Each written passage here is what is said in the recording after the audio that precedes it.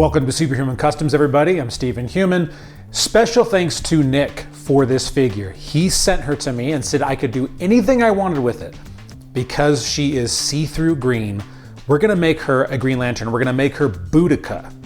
And we're going to make it so that her hands and her feet are still green. We're gonna add some so that you can still see through her. Let's jump right in. So the thing about Boodikka is that she's had some pretty distinct looks that are very different. Sometimes she's had white hair, sometimes she's had red hair, sometimes she's had black hair, sometimes she's had a face, sometimes she's had no face. It's really weird. So what I've decided to do is, my favorite version of Boodikka is from the Green Lantern cartoon First Flight from 15 years ago. So she's gonna have white hair, and I've got all these cool things from stuff that I cut off some Green Lantern armor back when we did Absolute Batman. And so we actually have some Green Lantern symbols here we can put on our chest and some armor here. And what I'm gonna do here with this cape is that you can see I drew the symbol on her head. And so I'm just gonna cut that out and then mirror it. Oh, always make sure your blades are tight, folks. Anyway, so what I'm gonna do is I'm gonna put this blade back in, and then I'm gonna cut this out, mirror it, and then we'll glue all this stuff in place before we start painting. In order to really fit these sort of Scarlet Witch looking things in place, I'm gonna need to cut some of her hair. I'm not gonna make the same mistake I did with when we did the Joe Maline character. I wish I had just cut her hair off, and I didn't think of that until the end. So I'm not gonna make that mistake here with Boodikka.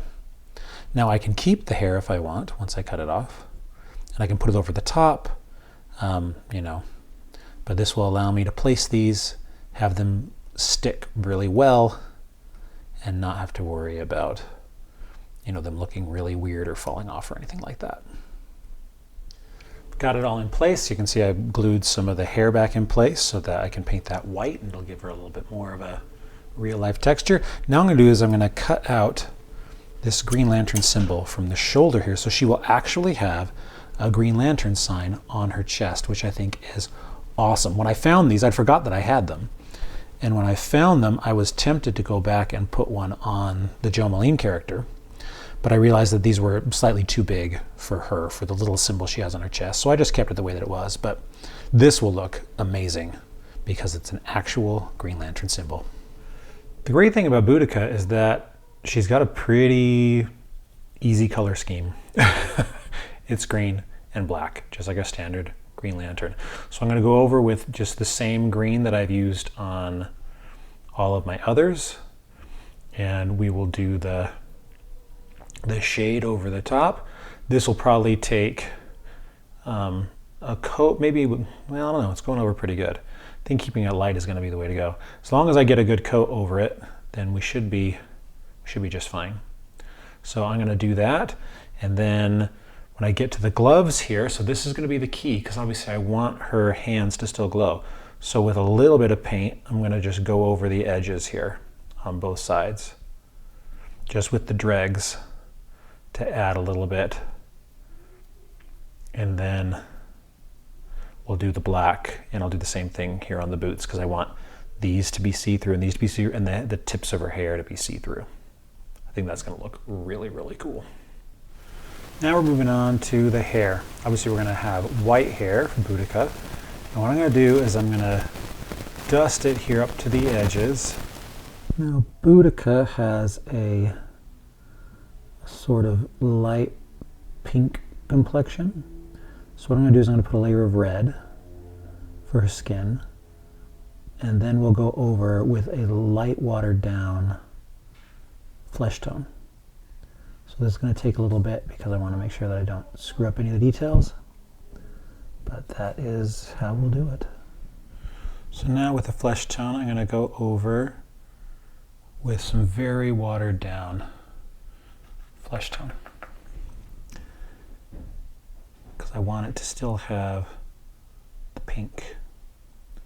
So you can see this will go on wet, and you'll need to go over it in some places again so that it's not splotchy, but this will give you the look that at least I want.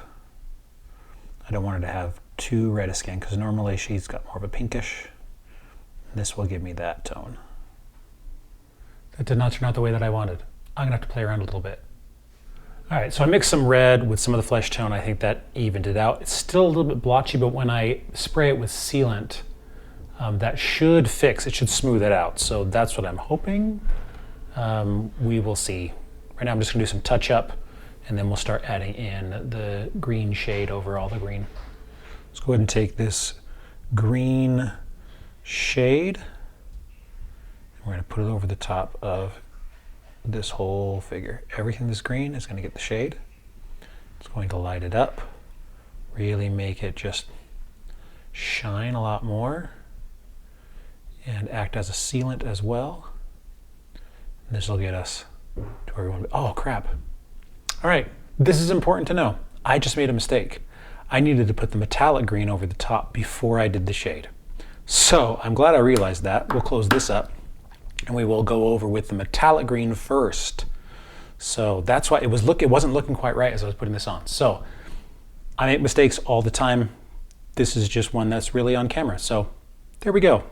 Let's let this dry and move on to the metallic green. Well, there are very few mistakes you can make while customizing a figure that are permanent. And so let's go through with our metallic green, get her all covered, and then we'll go over with the shade. How about that? This is just my standard green that I've used on every other Green Lantern figure. Nothing special about it, it's just a craft paint. Goes on nice and light. And then we will go over with the shade. Gotta get your steps in order. Okay, now we do the shade. See? It looks so much better when you do things in the right order. All right, a couple things. The last thing I want to do is I'm going to put some glow-in-the-dark paint over the symbol like I've done with some of the others to just help heighten it, make it stand out a little bit. Now, she looks very wet right now.